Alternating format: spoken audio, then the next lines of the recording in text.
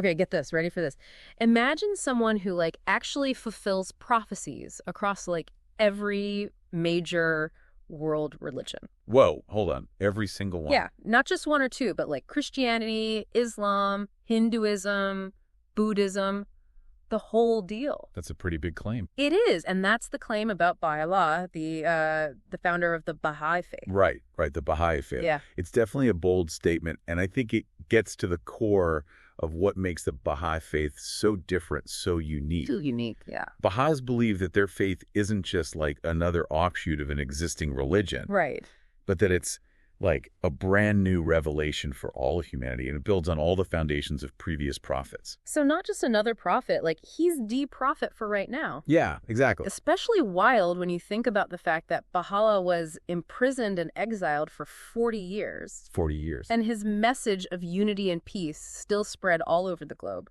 I know. It's amazing, right? His life story is so remarkable, but I think what's truly fascinating is that Baha'u'lláh is seen as fulfilling prophecies that have been around for centuries. Wow. Across all these different faiths. Like, it really speaks to the whole Baha'i concept of progressive revelation, you know? Progressive revelation. Yeah, so it's this idea that God reveals truth, but gradually over time. Okay. Through these, like, divine messengers, and each messenger builds on the teachings from the ones that came before. Okay, so each religion has these prophecies, and he fulfills them all in their own ways. Exactly. Precisely. Okay, Like, for example, Christians believe in the return of Christ in the glory of the Father. Right, yeah. And then in Hinduism, you have the prophecy of the Kalki avatar, who's going to usher in, like, a new age. Gotcha. And Baha'is see Baha'u'lláh as fulfilling both of these prophecies. Both of them. Bringing a new chapter to humanity's spiritual evolution. So if each religion already has these prophecies, doesn't that make the Baha'i Faith seem like it's just adding on? I see what you mean, yeah. Like just kind of tacked on? It's a good question. This is where it gets really interesting. Okay. Baha'is don't believe that Baha'u'lláh is adding to these religions, but rather fulfilling them. Okay. He brings this new universal message that goes beyond the limits of individual faiths. Okay, yeah. Like, think of a seed planted a long time ago. Okay.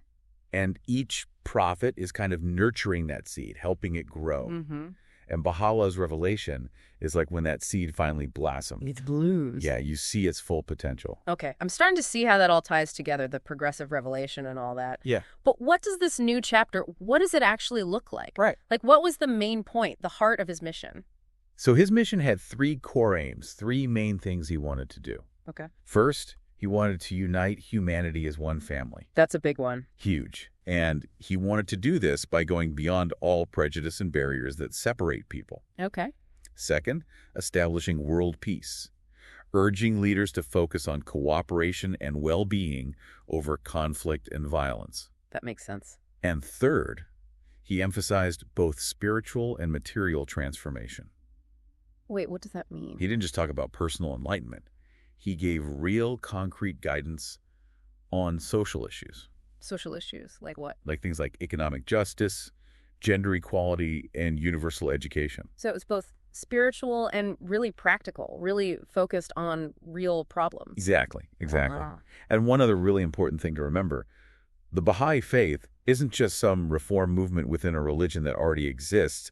It's its own thing. Okay. It's a completely independent world religion. Like, it has its own laws, institutions, and its own scriptures revealed by Baha'u'lláh. That makes sense. He's bringing something totally new, so you got to have that new structure to support it. Exactly. It's like, think of when Moses came down with the 10 Commandments. Right. That wasn't just like a little addition to Egyptian religion. Right. That was the start of something totally new. Yeah, it's a great analogy. And just like with Moses, Jesus, and Muhammad, they all faced persecution. Yeah, definitely. Baha'u'llah's life was hard. He had a lot of challenges. He really did. But his message, like theirs, it stuck around. It did. And it's still spreading today. Still spreading. Which brings us back to the prophecies. We've talked about a couple already, but are there others that point to a figure like Baha'u'lláh bringing unity and peace? Oh, yeah. Many, actually. Many. Like, for example, in the Bible, in the book of Isaiah, he talks about a time when nation shall not lift up sword against nation, neither shall they learn war anymore. Powerful stuff. It is, and it's echoed throughout Baha'u'llah's writings. Really? Oh yeah, like when he calls for the establishment of a world federation so he can ensure world peace. Wow, that's a huge idea. I know. So not just like ending one war, it's changing how nations like interact. Completely changing it. Yeah, that's radical even now. Absolutely. And it's so interesting that these old texts written so long ago in different cultures, they all point to this vision of a unified world. I know, right? Yeah, it is radical. Yeah. But it's like so needed, you know? It's not even just about everyone getting along. Right. Baha'u'lláh had this vision of a world where countries work together to solve these big global problems. The little problems like Climate change, poverty, yeah. a world where like all the resources are shared fairly Okay. and they resolve conflicts peacefully. Wow, it's crazy to think that he was writing about these ideas over a century ago. A long time ago. But they seem so relevant right now. They really do.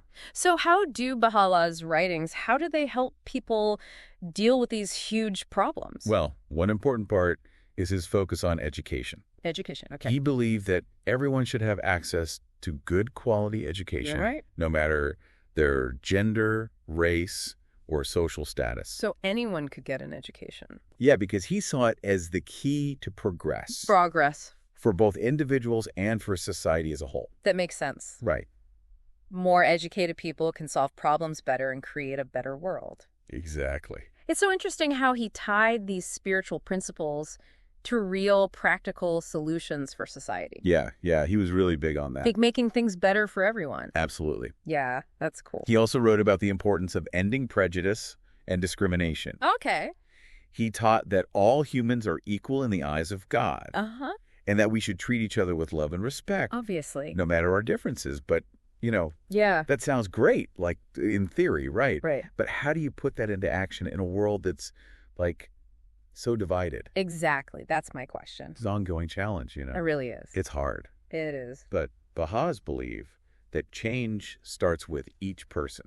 Okay. Each individual has the power to choose unity. Over division. Yes. Over division. To choose to see the humanity in everyone. Even the people we disagree with. Even those people. That's tough. It is. Yeah. It's about building bridges instead of walls. I like that. Even when it's really hard. So it's not just changing the world out there, it's changing ourselves too. From the inside out. Inner transformation. Exactly. Baha'u'llah believed that real spiritual growth, it leads to action. Okay. When we connect with ourselves. Yeah. And like focus on developing virtues like love and compassion and justice. Those are good ones. It inspires us to work for a better world. I see. So it's like this ripple effect. You change inside and it spreads outward. That's a great way to put it. And that's where the Baha'i community comes in. Yes, exactly. They're the ones putting these teachings into practice. Right. Baha'is all around the world are working to do just that. Okay. They're involved in projects that promote social and economic development. Like what kind of projects? Oh, all kinds of things. Building schools, Okay. clinics, supporting environmental initiatives. Cool. You know, all sorts of stuff. So they're not all talk. Like, oh, they're walking the walk. I like that. What are some, like, concrete examples of what the Baha'i community is doing to create a more unified world? That's a good question. Well, one of the things that's really unique about the Baha'i community is their focus on unity and diversity. Okay. You know, Baha'is come from all walks of life. Really? Oh, yeah. Different races, cultures, religions. Wow. But they're all united by their belief in Baha'u'llah's message of unity. Makes sense. And their commitment to building a better world. And how do they actually do that? They have all sorts of initiatives like promoting interfaith dialogue, educational programs for kids and teenagers. Okay. And social and economic development projects in communities that need it most. So they're like a mini version of the world they're trying to create. That's a great way to put it. It's kind of poetic. It is. Yeah. It's a living example of how people from different backgrounds can come together and work towards the same goal. Yeah. You know? It's not just about tolerating each other. Right. It's about actually celebrating those differences. Okay. And seeing diversity as a strength, not a weakness. That's powerful. It is, especially in a world that seems so focused on what divides us. Yeah, it is powerful. And it's something that Baha'is believe is essential for the future of humanity. Okay. We have to learn to see beyond those differences. Right.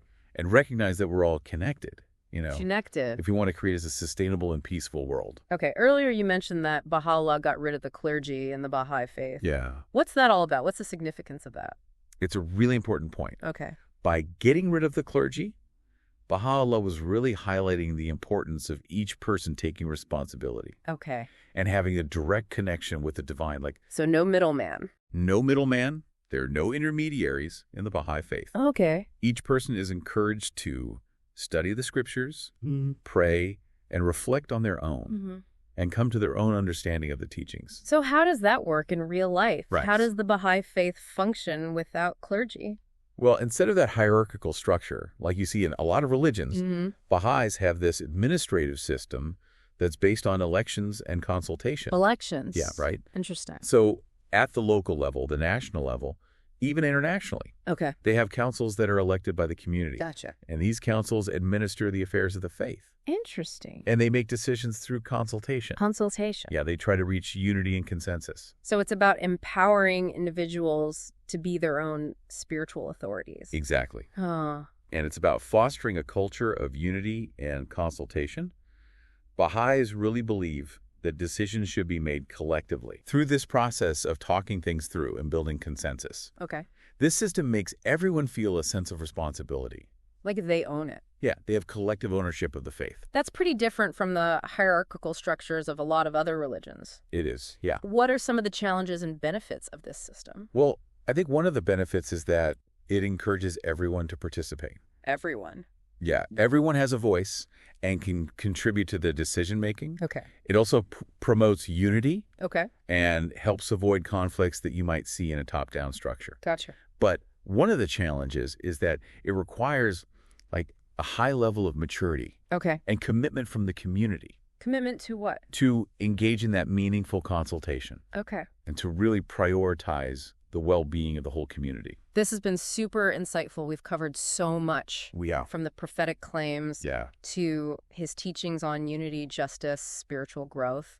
We even talked about how the Baha'i community is structured. And their unique decision-making process. Yeah, it's really fascinating. But I'm curious, what would you say is the most important part of Baha'u'llah's message for us today? For the 21st century. Yeah. Oh, that's a big question. Yeah. I think for me, what really sticks out is Baha'u'llah's emphasis on how interconnected humanity is. Okay. He lived during a time when the world was becoming more and more connected. You know? Globalization and all that. Exactly. And he saw this as like a sign of a new era. New era. Where all those old divisions, Right. What? lacy and religion and nationality, Mm-hmm. they would start to fade away and there would be this sense of global unity. So he was kind of ahead of his time. Oh, he definitely was. Yeah. In recognizing that trend toward globalization. Mm-hmm. And he saw it as having like both good and bad potential. Okay.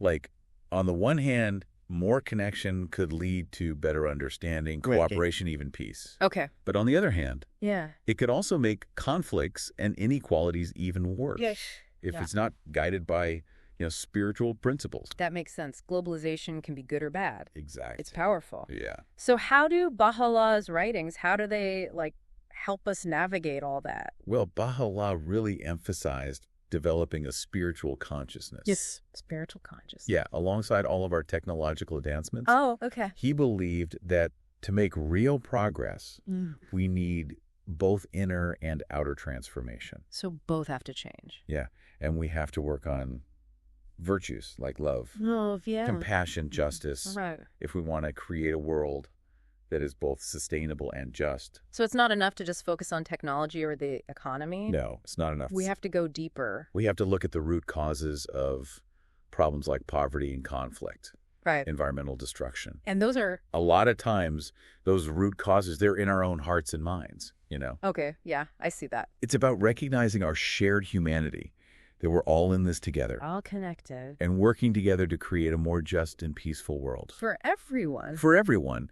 This has been a really fascinating look at the Baha'i Faith. It really has. We've learned so much. We've covered a lot of ground. From the prophecies about Baha'u'lláh to his teachings on unity, justice, spiritual growth.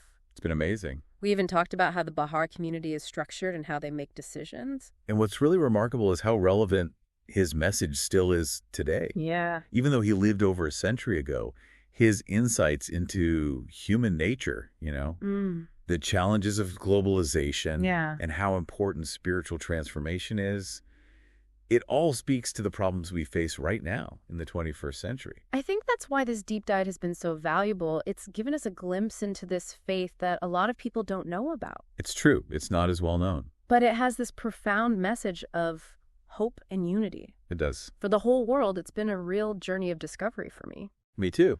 I hope our listeners feel the same way. I hope so. And for anyone listening who's curious about what we've talked about today, Yeah. I encourage you to learn more.